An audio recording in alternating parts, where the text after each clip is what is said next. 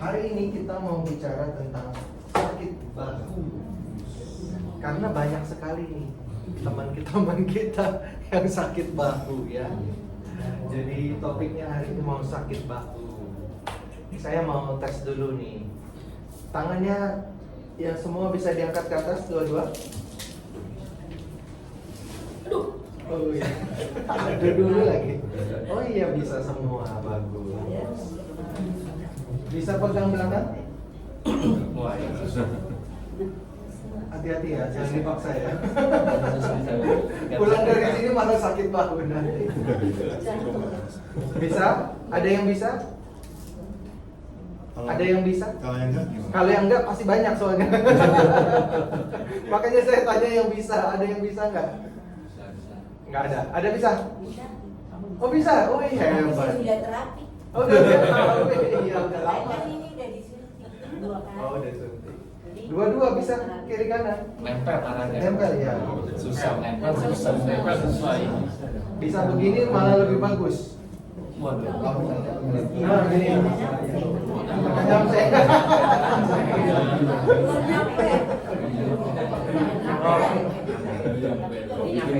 Nyampe ya? Oh iya. Kalau nyampe berarti kelenturan bahunya masih normal. Masih normal ya. Kalau sudah tidak nyampe, bahunya sudah mulai kaku. Sudah mulai kaku. Jangan bilang karena usia ya.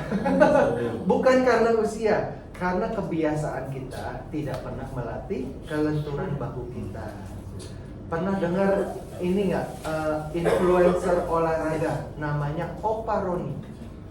Usianya 2 kali lipat saya, badannya jauh lebih lentur dari saya.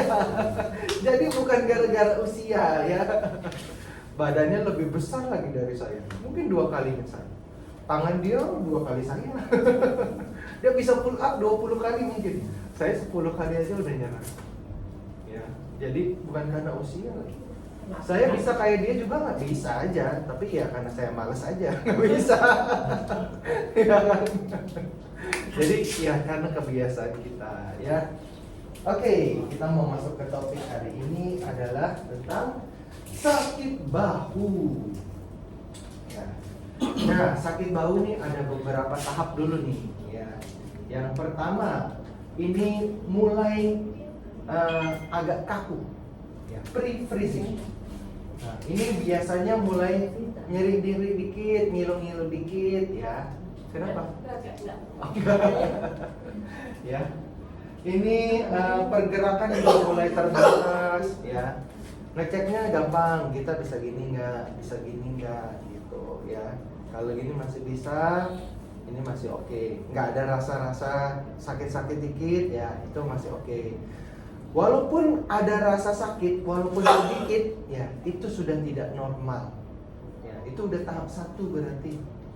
Yang normal itu tubuh kita adalah tidak merasa sakit sama sekali, itu normal ya. Jangan kira sakitnya cuma dikit, nggak apa-apa biasa. Itu nggak biasa. Yang biasa adalah tidak merasa sakit gitu. Ingat kata pesan dari Dokter Tirta. Tahu Dokter Tirta? Nah, dia bilang kalau ada rasa sakit, walaupun sedikit aja di dalam tubuh kita, itu sudah tidak normal.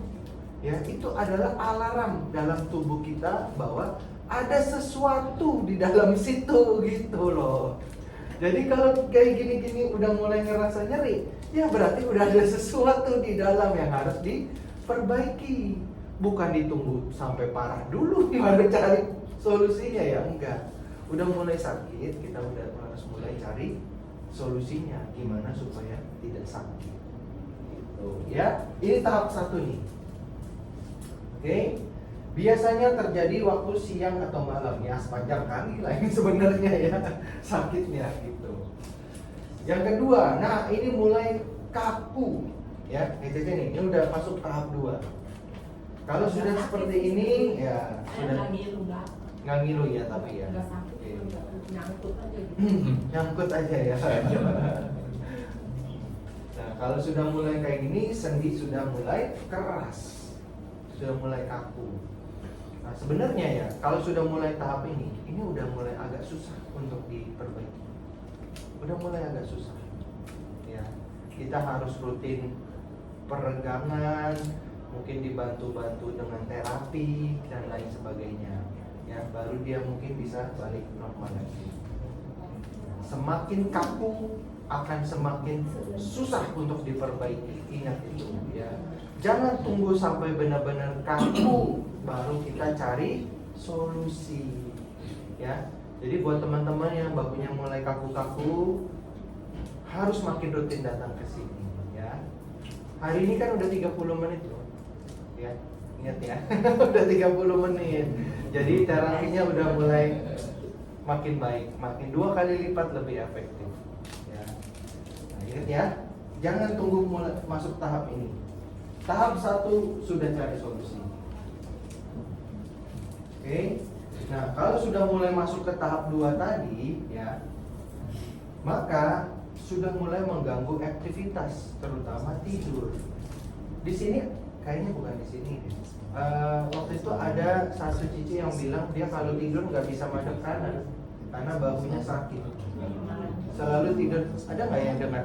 Nggak dengar. Iya, saya dengar. Dengar ya? Ada yang di depan? Iya betul. Dia nggak bisa madep ke kanan.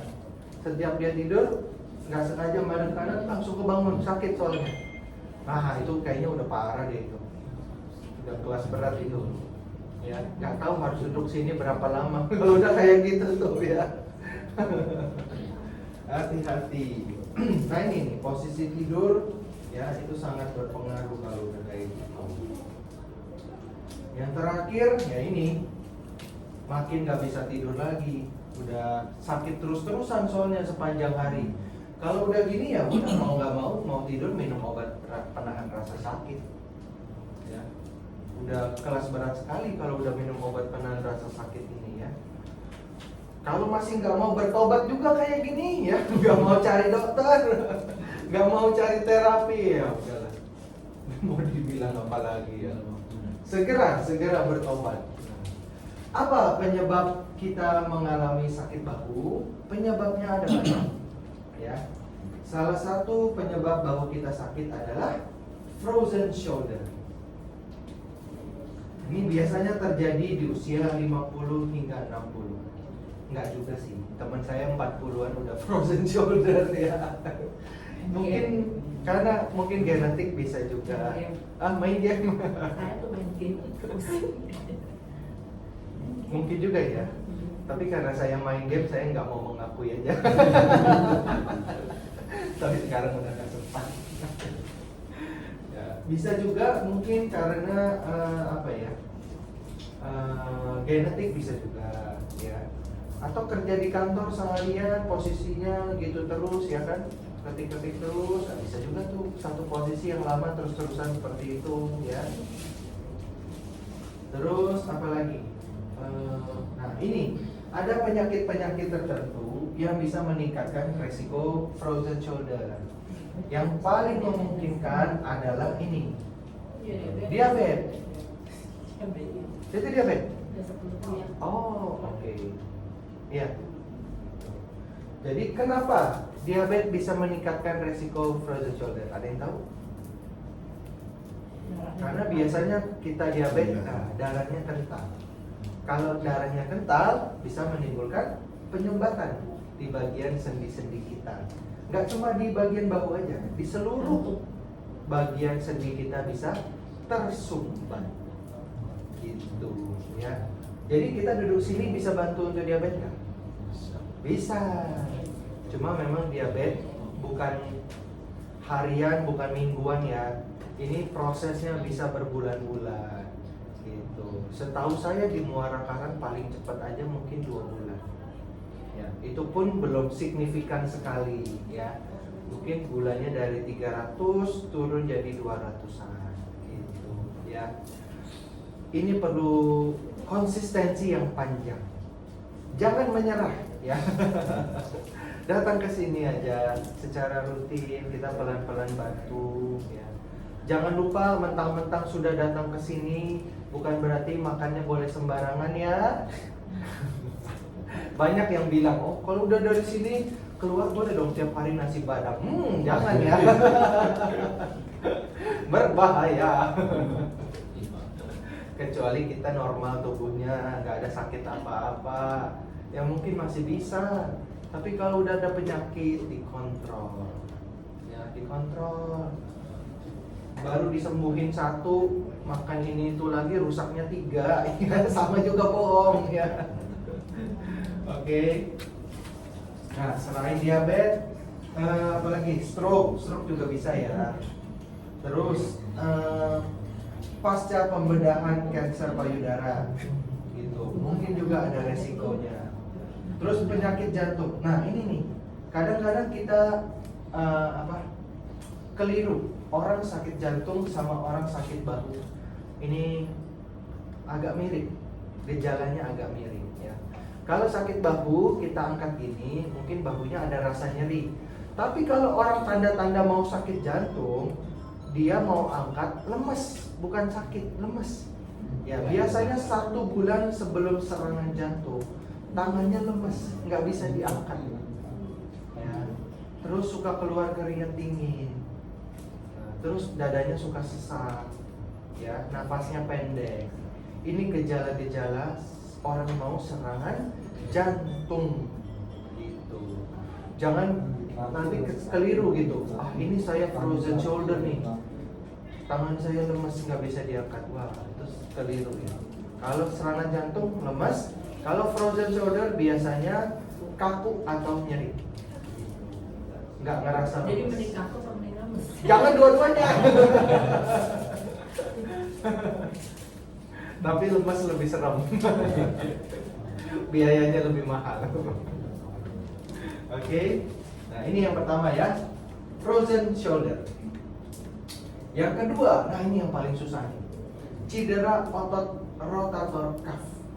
Rotator cuff ini otot yang menyambungkan skapula kita dengan otot tulang tangan kita ini. Kan ada otot yang kayak gini nih. Nah, itu yang menyambung antara bahu dengan tangan. Nah, ini namanya otot rotator cuff. Nah, ini biasanya cedera kalau ke orang-orang yang suka angkat-angkat berat. Ya. Mungkin kerjanya di konstruksi, ya. Kerjanya suka angkat-angkat apalah gitu ya. Nah, ini bisa cedera. Itu apa atlet-atlet olahraga juga resikonya tinggi juga ya. Kalau ini sudah sobek, jangan dipaksa. Sudah sakit nih, jangan dipaksa, malah coba-coba gitu ya. Makin besar loh ini sobeknya, makin besar udah makin gak bisa diapa-apain. Kalau dia masih sedikit, kita diemin 3-4 bulan, dia bisa pulih sendiri. Tapi kalau udah besar, wah harus operasi. Sudah operasi pun dia nggak bisa fungsi normal ya. Ini harus disambung ototnya. Kalau udah disambung, itu udah nggak bisa ngangkat berat lagi. Cedera ya. Kayak atlet-atlet kalau udah kena ini selesai karirnya. Ya, jadi hati-hati sekali. Kalau kita, makanya nih kalau kita udah mulai angkat bahu sakit, takutnya kena ini, jangan dipaksa. Sebaiknya kita periksakan ke dokter lebih baik untuk tahu cederanya itu gara-gara apa. Gitu ya. Kalau sudah seperti ini masih bisa nggak diterapi? Saya nggak tahu ini bisa balik lagi atau nggak sih, saya sejujurnya nggak tahu ya. Tapi kalau untuk mungkin ngurangin nyerinya aja sih mungkin bisa. Tapi untuk pulihin ini saya nggak tahu. Baiknya ya coba aja, ya coba aja. Siapa tahu bisa. Karena banyak sekali penyakit-penyakit yang kita nggak tahu bisa apa enggak, ternyata bisa di sini. Mata minus lah, mata berair lah, ya. Apalagi autoimun, kebocoran ginjal. Saya juga nggak tahu bisa apa enggak, ternyata bisa. Oke. Cuma saya ini ya benar-benar nggak yakin sih. Cuma coba aja. Iya benar, karena biasanya sulit untuk sembuh. Gitu. Karena ini bukan alat dewa ya, bisa untuk semua penyakit ya. Ada juga yang kemampuan dia nggak bisa gitu. Ya, jangan dikira wah ini semua penyakit bisa nih, belum tentu. Iyalah, kalau nggak rumah sakit sepi, mana ada rumah sakit sepi? Yang ada ekspansi ya, gedung sebelahnya dibeli. Iya, saya nggak pernah ngeliat rumah sakit tutup. Pernah nggak lihat rumah sakit tutup? Kecuali kalau tanahnya tanah sengketa. Ya. Tapi kalau enggak mah makin besar rumah sakit itu. Oke, yang ketiga penyebabnya osteoartritis atau radang sendi ya. Orang bilang minyaknya habis gitu. Nah, ini osteoartritis juga sering sekali dialami di bagian persendian kita. Paling umum memang di bagian lutut kita. Kenapa paling umum di bagian lutut? Ya karena kita berjalan, ya beban kita di lutut itu berat. Gitu. Kalau di bahu jarang orang osteoartritis kecuali dia sering angkat beban. Gitu. Kalau nggak angkat beban mah jarang di sini kena osteoartritis. Ya. Nah, osteoartritis ini namanya radang sendi ya normalnya. Ini disebabkan oleh faktor primer, genetik, usia, dan jenis kelamin. Betul sekali. Yang paling banyak terkena osteoartritis adalah wanita. Ada yang tahu kenapa? Betul. Karena wanita melahirkan dan menopause.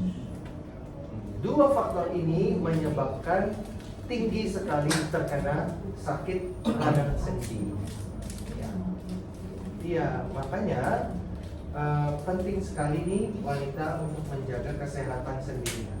Bagaimana cara kita untuk mengurangi resiko terkena osteoartritis? Ada yang tahu?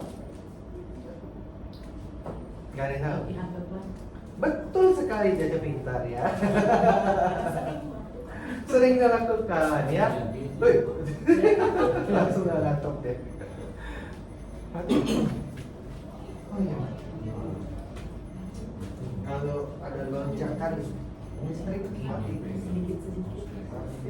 Makanya aman di sini ya, nggak mungkin mati kesetrum. Langsung mati mesinnya. Kaget ya. Oke. Ya, kita untuk mengurangi resiko terkena osteoartritis terutama perempuan harus wajib latihan beban. Ya. Kebanyakan perempuan tidak mau latihan beban. Kenapa? Takut kayak aderai. Iya kan? Selalu bilangnya gitu. Enggak, nanti badan saya besar, takut jelek. Nih saya kasih tahu ya. 100% tidak mungkin terjadi. Kenapa? Saya angkat beban udah berapa tahun nih ya? 3 tahun lebih. Makannya juga agak banyak. Badannya segini-segini aja, nggak besar-besar amat ya. Saya malah mau loh. Apalagi yang nggak mau, nggak mungkin terjadi ya. Biarin ya. Jadi perempuan jangan takut latihan beban. Percayalah, tidak mungkin badannya membesar. Tidak mungkin ya. Untuk badan membesar itu, pertama kita harus latihannya rutin.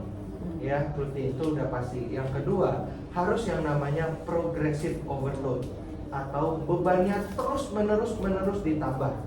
Gitu. Ya, yang ketiga, makannya harus banyak. Harus banyak. Jangan makan manis-manis. Ya, makan protein. Gitu. Kayak Aderai, mungkin dia 1 hari harus minum harus makan kalorinya 5.000-an. Ya, nggak mungkin kita sanggup kayak dia. Nggak mungkin ya. Saya serakus-serakusnya paling 3.000-an. Iya, paling 3.000-an. Kita kuat makan sehari berapa kali sih? Paling 3 kali. Ya, nasi padang tuh sekali makan paling 1.000. 3 kali makan 3.000. Kuat sehari 5 kali? Nggak mungkin saya rasa. Ya kan? Nggak mungkin. Jangan takut latihan beban. Ini kalau sudah 40 ke atas usia kita ya, otot kita itu mengecil 1% setiap tahun, bayangin. Mengecil 1%. Ditambah lagi melahirkan, ditambah lagi menopause, sudah keropos, ototnya sakit lagi. Wah, gawat. satu-satunya yang bisa melindungi dari keropos dan sakit sendi adalah otot kita. Jadi penting sekali menjaga kesehatan otot kita. Lelaki juga bukan. Lelaki juga, betul. Ya. Jangan bilang karena saya udah usia sekian, udah nggak perlu lagi. Salah besar. Justru semakin kita tua, harus semakin butuh angkat beban. Ya. Kalau ada yang bilang tidak mungkin, cari itu di Instagram, namanya Opa Roni. Usianya udah hampir 80, ya. Itu dia kalau pull up bisa 2 kali lipat saya. Saya pun nggak ada apa-apanya dibandingkan dia, ya. Jadi bukan karena usia, karena kemauan kita aja, kita mau atau tidak. Kalau mau bisa, nggak mau ya nggak bisa, itu aja, sesimpel itu, ya. Jadi, nah ini penting ya, jaga kesehatan sendi kita. Mulai awal-awal nggak usah pakai beban dulu, mulailah dengan yang paling mudah. Misalkan apa? Jadi olahraganya apa? Oh iya, barbel boleh. Ya, barbel itu sebenarnya udah cukup untuk semua gerakan di semua target otot kita udah bisa. Kalau nggak punya barbel, nggak usah tunggu-tunggu olahraga, bisa dengan beban tubuh sendiri juga bisa. Contohnya apa? Squat. Nah, squat itu bagus sekali untuk kesehatan kaki kita. Ah betul, jongkok diri aja. Iya, jongkok diri sehari 20 kali. Ya. Kalau 20 kali udah kuat, tambah lagi 20 kali 2. 20 kali 2 udah lancar, 20 kali 3. 3 udah lancar 4, 4 udah lancar 5. Kalau udah lancar 5 kali, ya, artinya kita udah siap tambah beban. Gitu. Tambahin bebannya, gendong tas, isi buku. Nah, kalau udah kuat lagi, tambah lagi. Bebannya tambah terus. Gitu. Ya. Kayak gitu aja. Itu udah bagus sekali untuk melatih semua bagian otot kaki kita. Gitu. Itu udah lancar, ganti yang lain. Tambahin lagi kaki dan bahu misalkan. Ya, bahu awal-awalnya gini. Pegang aja buku 2 biji, ya, gini. Depan sama samping aja. Udah cukup.